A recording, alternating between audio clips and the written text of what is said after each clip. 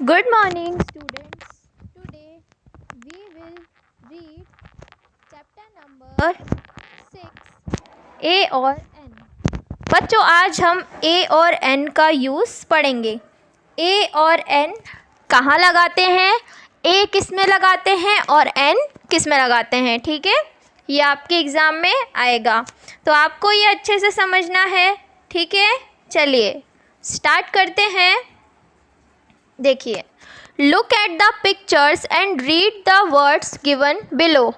तो बच्चों हमें क्या करना है, हमें जो नीचे इमेज दी गई है हमें वो इमेज देखनी है. ठीक है, a girl and elephant. Okay, तो यहाँ पर है एक लड़की की फ़ोटो और यहाँ है एक एलिफेंट, हाथी. ठीक है, a girl and elephant, a girl and elephant. अब देखिए ये दोनों चीज़ें एक है, गर्ल भी एक है और एलिफेंट भी, पर गर्ल के आगे ए लगा है और एलिफेंट के आगे एन. ऐसा क्यों है वही हम पढ़ेंगे. नीचे अ फ्लावर एंड ऑरेंज, ये दोनों भी एक एक हैं, एक फूल और एक संतरा. ओके, तो दोनों में फ्लावर में ए क्यों लगा है और ऑरेंज में एन क्यों, पढ़ते हैं हम. चलिए, here A and N tell us that there is one girl, one elephant, one flower and one orange. यहाँ पर A और N हमें क्या बताता है बच्चों कि जो चीज़ दी गई है वो एक है. जैसे कि वन गर्ल, एक ही गर्ल है तो क्या क्या था, a girl. One elephant, an elephant. One flower, a flower and one orange, N orange. ठीक है, A and N are used to talk about one person, one animal, one thing or one place. A और N का उपयोग use हम किसी भी चीज़ को एक को दिखाने के लिए करते हैं. अगर कोई चीज़ एक है तो हम A और N का यूज़ करते हैं. ठीक है, उसके आगे. अब A किसके आगे लगाते हैं और N किसके आगे वो हम पढ़ेंगे. आगे चलते हैं. चलिए, अब देखिए, now notice that an is use before elephant and orange.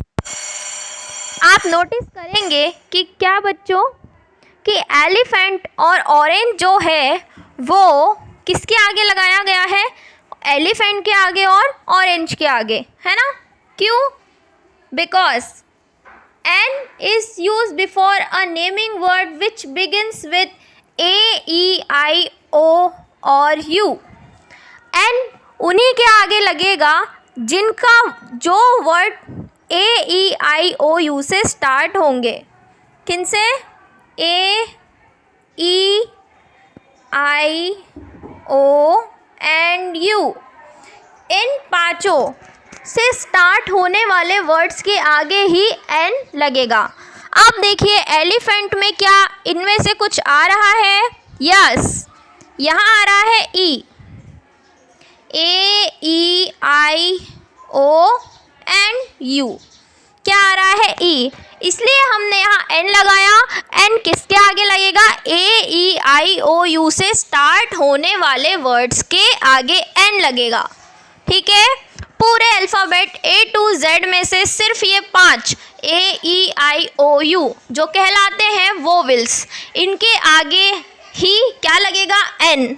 Orange में भी ओ है तो ये देखिए ओ आ गया, यहाँ ई आ गया, तो इसलिए हमने इसके आगे एन लगाया है. ठीक है, अब आगे देखिए, for example an umbrella, an egg.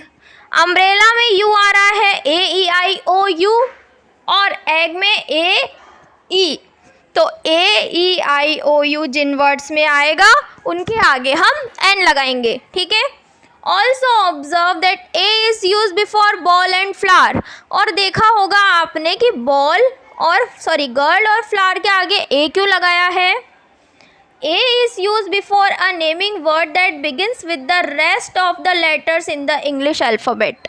अब ए बच्चों किसके आगे लगेगा, ए ई आई ओ यू को छोड़ के जितने भी बचे हमारे 26 कैपिटल लेटर्स में से ए टू जेड बाकी के जितने भी बच रहे हैं ना इन पांचों को छोड़ के, वो सभी के आगे ए लग जाएगा। Is that clear? जैसे कि रेनबो, बेल, अब आर और बेल ये सब क्या है, इसके अलावा है, तो सबके आगे ए लगेगा। इजी है ना? ए ई आई ओ यू को छोड़ ये जिन वर्ड्स में होंगे उसमें एन लगेगा, जिसके स्टार्टिंग में ये वर्ड आएंगे, और जिसमें ये वर्ड नहीं होंगे, बाकी के होगी ए बी सी डी, बाकी के वर्ड होंगे उसके आगे ए लग जाएगा। इजी है। ऐसे ही हमें ए और एन का यूज़ करना है, ठीक है। जिन वर्ड्स में ए E I O you starting में है उसमें एन, और जो बाकी और जिनमें ये वर्ड्स नहीं है बाकी के अल्फ़ाबेट्स हैं उसमें ए। Is that clear? तो बच्चों आगे के एग्जाम्पल देखिए। Let us look at some more example.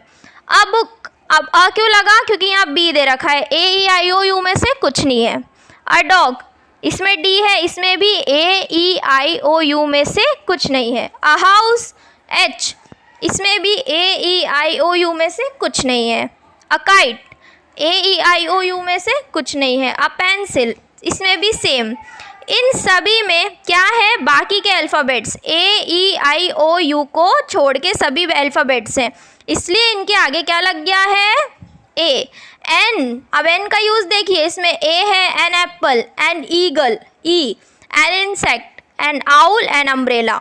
इसमें देखिए ए है, ई भी है, आई भी है, ओ भी है एंड यू भी है, तो इनके आगे इसीलिए एन लगा है, ठीक है।